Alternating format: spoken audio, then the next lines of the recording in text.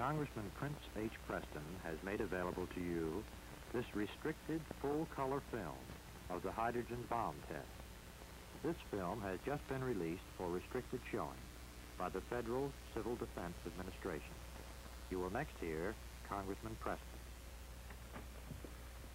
It gives me a sense of deep gratification to be able to bring to you in full color the record of the first explosion of the hydrogen bomb. This spectacle you're about to see needs no elaboration to define its awful significance in today's world. It is my conviction that we Americans have always been able to adjust and prepare ourselves for the eventualities of the times in which we live, always provided that the public, you and I and the millions of our fellow Americans, are fully informed of the momentous situations that confront us. In keeping with this belief, I am pleased to be able to present this film of the hydrogen bomb in all its terrible violence. Here is the ultimate in America's inventive genius. Here is the fruit of the expenditure of the treasure, the resource, and the initiative of our great civilization. This is the hydrogen bomb in all its unmatched fury. This is the fearsome weapon conceived and dedicated to keeping the peace of the world, and may we pray that any possible aggressor may see in this terrifying explosion the chaos that he might provoke upon the world by any adventure of imperial conquest.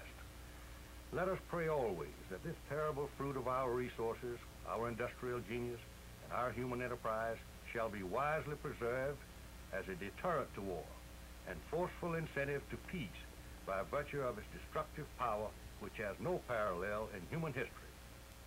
Our government and its activities should never be shrouded in secrecy, except when the national safety is involved. Therefore, I am glad to be able to present to you this film which portrays the hydrogen bomb in its unbridled fury. I feel impelled to speak today in a language that, in a sense, is new. One which I, who have spent so much of my life in the military profession, would have preferred never to use. That new language is the language of atomic warfare. The atomic age has moved forward at such a pace that every citizen of the world should have some comprehension, at least in comparative terms, of the extent of this development, of the utmost significance to every one of us. Clearly, if the peoples of the world are to conduct an intelligent search for peace, they must be armed with the significant facts of today's existence.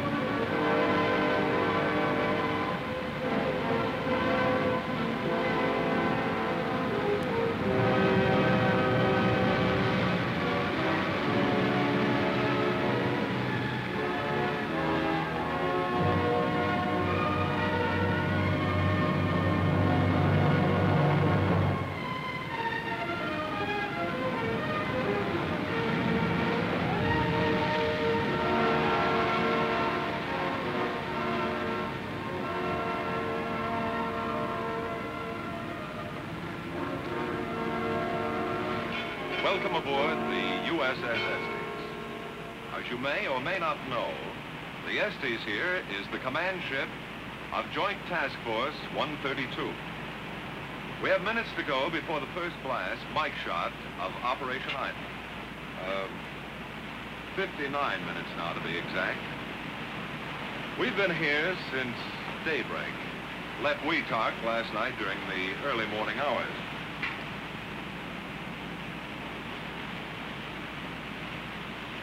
Now, as you can imagine, feeling is running pretty high about now, and there's reason for it.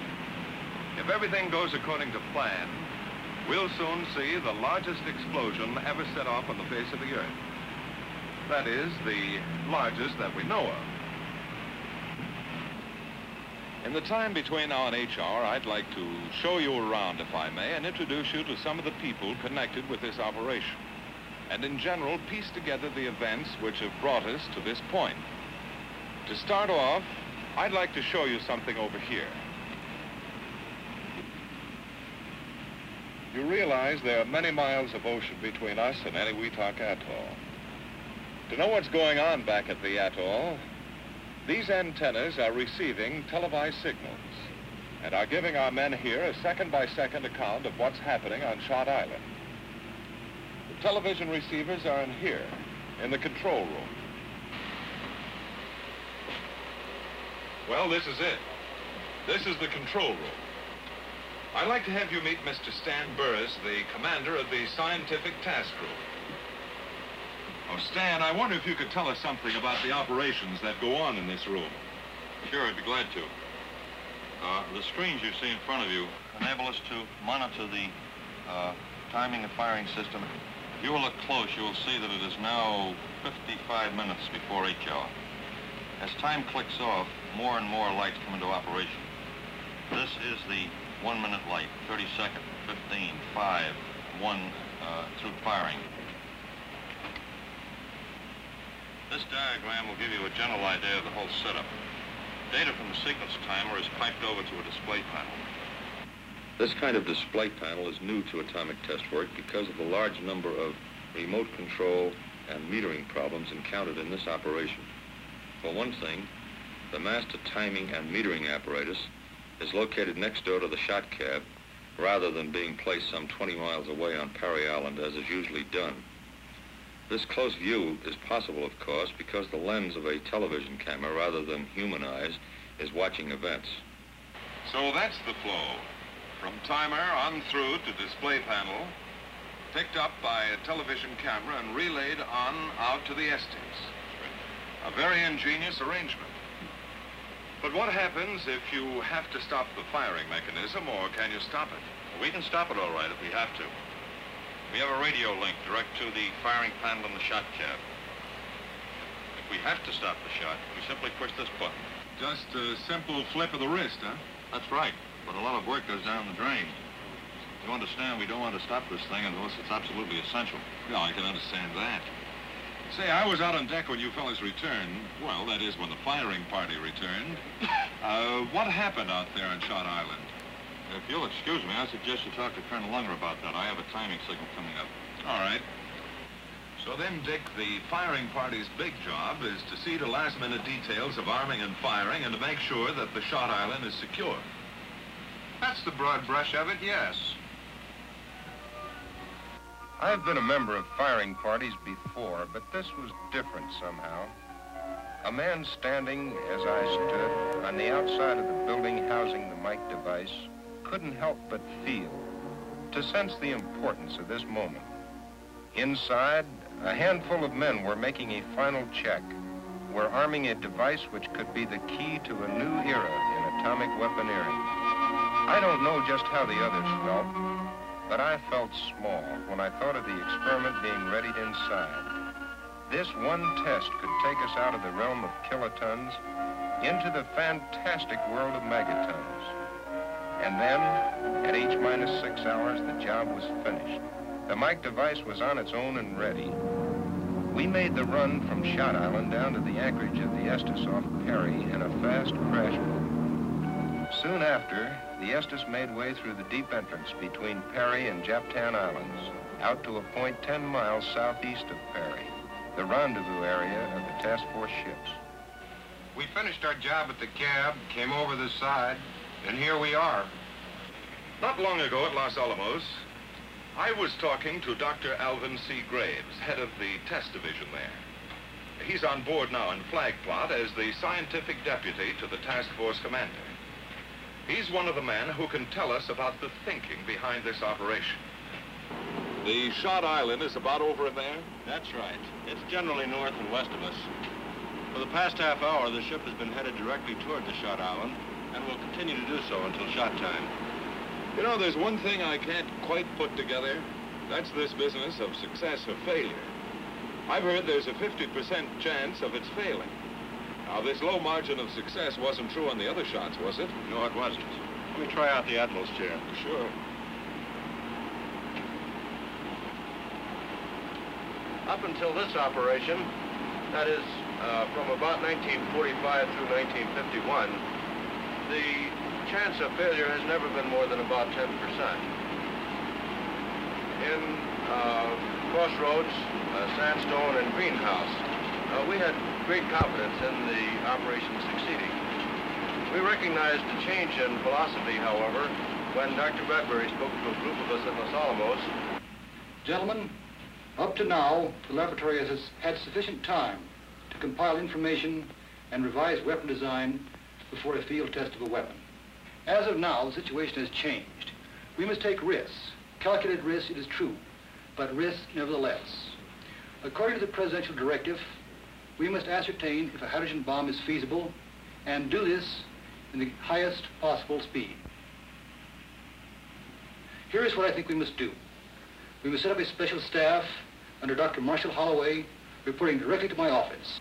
He will receive from the theoretical division the theoretical designs of such a system, have them fabricated and shipped to Eniwetok. There, they'll be taken by Dr. Graves and J Division and tested.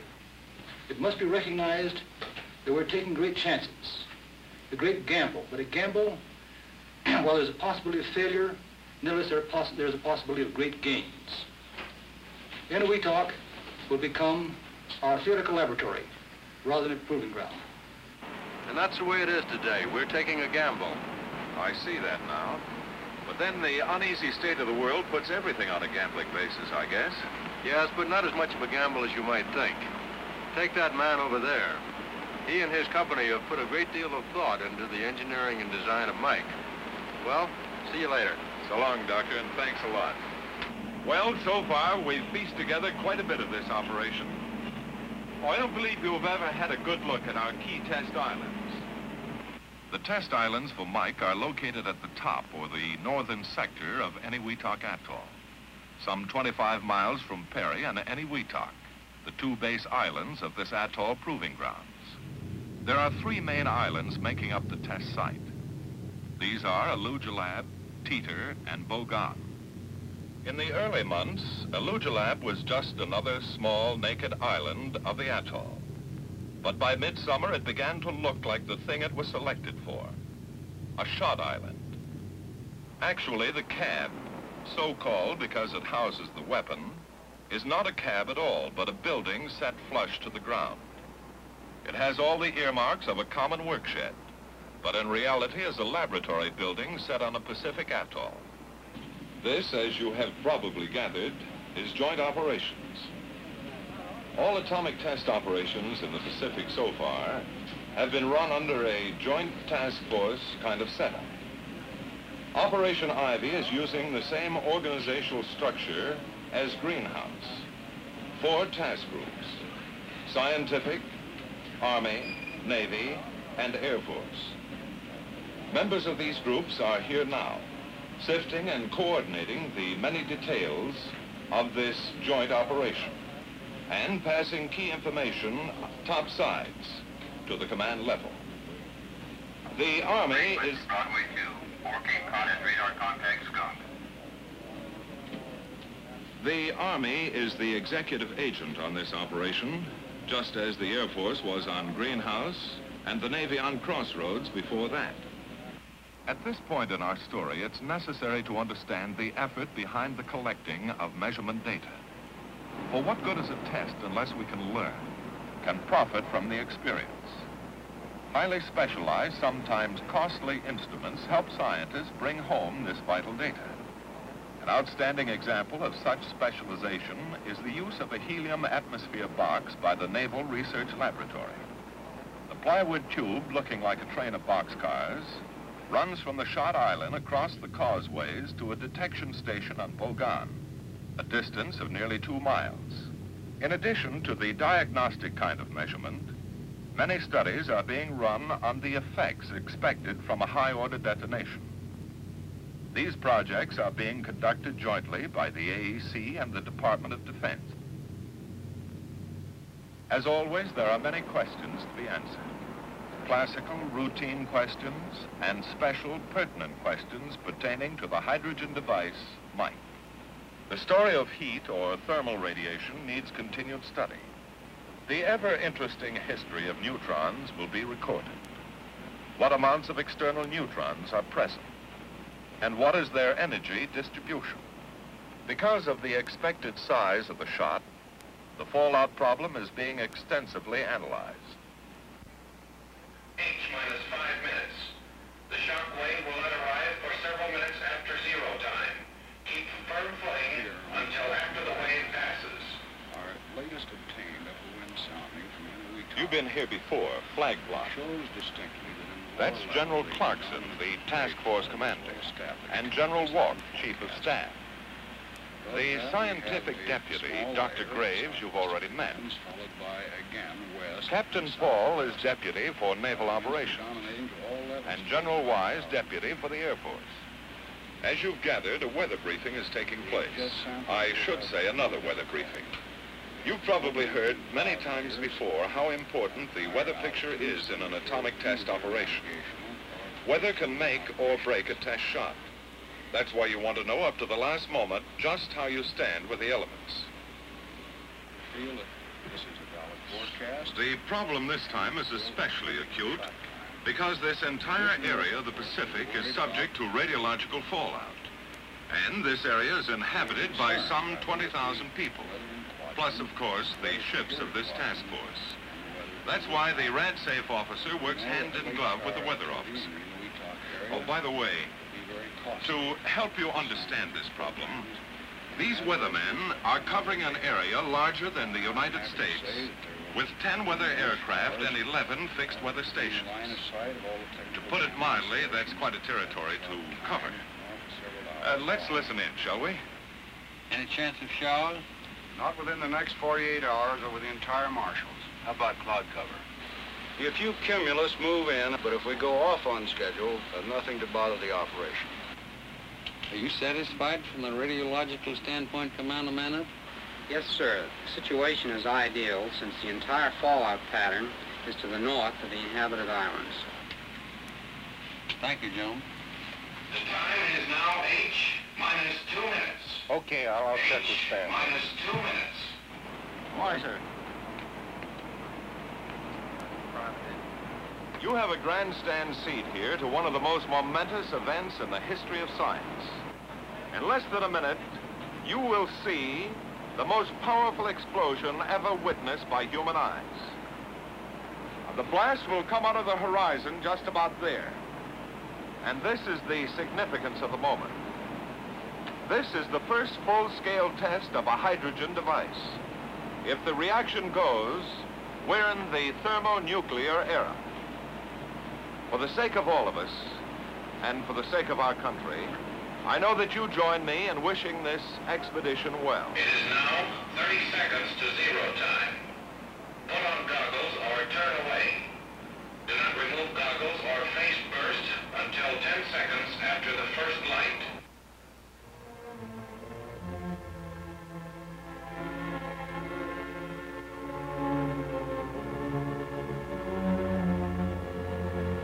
Minus 15 seconds.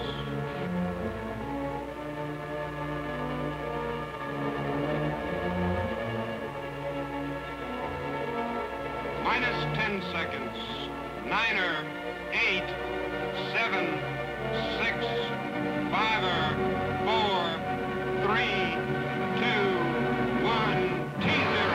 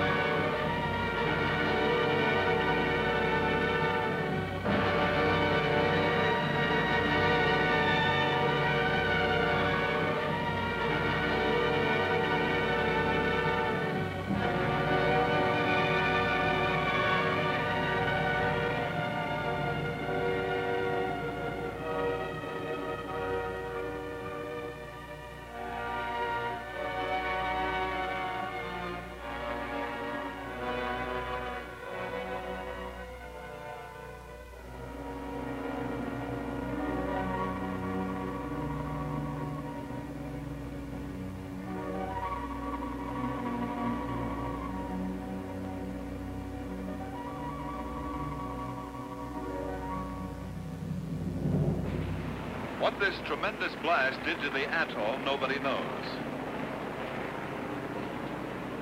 Re-entry parties are leaving the Rendova now by helicopter. The Navy Task Group, commanded by Rear Admiral Wilkins, has the problem of providing the means to re-enter shortly after the blast to get exposed film, samples, and other scientific data. Since no land mass is available, the problem is complicated. Re-entry must be from a ship. Further, fallout will be very high, starting at about n+1 hour. Helicopters must get in quickly and get out again before that hour is up.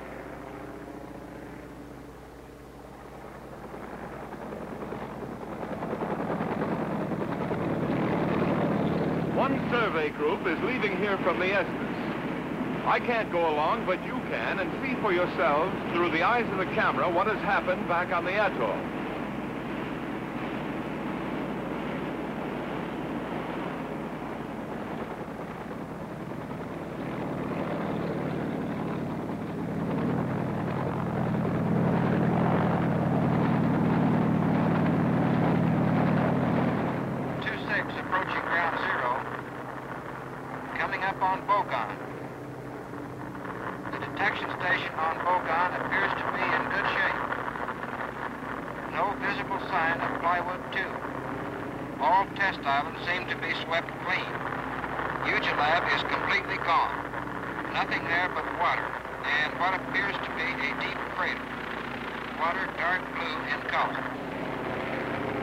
Nothing but water, an island completely erased.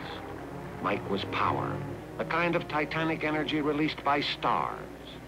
But even the largest man-made explosion in the history of the world has little meaning unless we compare it to everyday items we understand. So at this point, let's replay the detonation. Go back and watch Mike in action once again. Remember those final last seconds? 5, 4, 3, 2, 1, T0.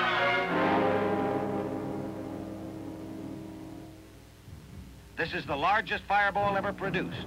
At its maximum, it measures about 3 1/4 miles in diameter. Compared to the skyline of New York, this means that with the Empire State Building as 0 point, the Mike fireball would extend downtown to Washington Square and uptown to Central Park. In other words, the fireball alone would engulf about 1/4 of the island of Manhattan.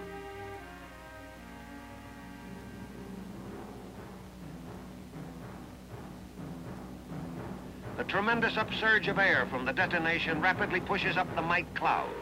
Again, nothing of this height and width has ever before been witnessed. If the picture is stopped at this point in the cloud's growth, the height of the cloud is approximately 40,000 feet. This means that 32 Empire State Buildings at 1,250 feet per building could be piled one on top of the other before they would attain the cloud's height at this time, roughly 2 minutes after 0. Some 10 minutes later, the cloud approaches its maximum. At this time, the mushroom portion of the cloud has pushed up to around 10 miles and spreads out along the base of the stratosphere to a width of about 100 miles, while the stem itself is pushed upward deep into the stratosphere to a height of about 25 miles. The results of this tremendous power can be shown at the atoll. Here is an aerial photo of the test area of the atoll before the blast. And here is the same area after the blast, showing the crater caused by Mike. The outlined island in the center is former Illugelab, the 0 island. Sections of the islands on either side have been chopped off. The crater is roughly 1 mile in diameter. When it is illustrated that some 14 Pentagon buildings could be comfortably accommodated in this hole, the size of the Mike crater becomes more real. In profile, the crater gradually slopes down to a maximum depth of some 175 feet, or equivalent to the height of a 17-story building. The lateral destructive effects are the greatest yet observed from a single explosive device. Without getting into the areas of target evaluation or secondary effects, it can be safely assumed that there was complete annihilation within a radius of 3 miles, or out to and including all of Engebi, that there was severe to moderate damage out to 7 miles or down to Ruggiero, and that light damage extended as far as 10 miles or down to Runnet. Relating this area of damage to a city like Washington, D.C. would present a picture something like this. With the capital as 0 point, there would be complete annihilation west to Arlington Cemetery, east to the Anacostia River, north to the Soldiers' Home, and south to Bowling Field. Complete annihilation, and that is mentioning merely the primary damage. Words are more than ever feeble after witnessing the indescribable destructive power of the explosion you have just seen. In considering the devastation of the hydrogen bomb, however, there is one thought that I would like to leave with you. You remember that in World War II, both sides developed poisonous gases capable of destroying instantly any living thing that came in contact with their fumes. Yet, even in the face of certain defeat, the mad leaders of the doomed Axis powers would not resort to gas warfare. The awful fear of our retaliation deterred them from using the then ultimate weapon in their destructive arsenal, even though it was their only hope of slowing down or stopping our victorious armies. It is not too much to hope and to pray that the hydrogen bomb's devastating power may give pause to the leaders of any aggressor nation and force them to refrain from any warlike move that might result in the unleashing of this hydrogen bomb upon civilization. Yes, let us humbly pray that the very destructive force of this terrible weapon may result in the perpetuation of the constructive progress of peace. Got it. Thank you, sir.